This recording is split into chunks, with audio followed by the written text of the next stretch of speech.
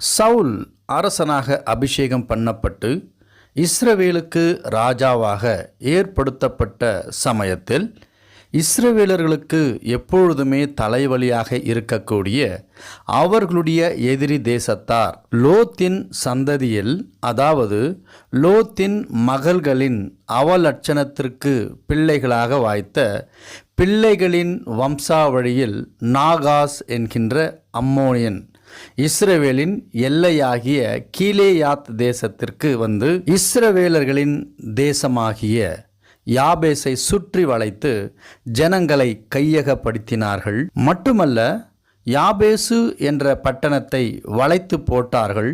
அப்பொழுது இஸ்ரவேல் ஜனங்கள் நாகாசிடம், நாம் உடன்படிக்கை செய்து கொள்வோம், எங்களை கொன்று போடாமல் இருங்கள், நாங்களும் எங்கள் ஜனங்களும் உங்களுக்கு அடிமைகளாக இருந்து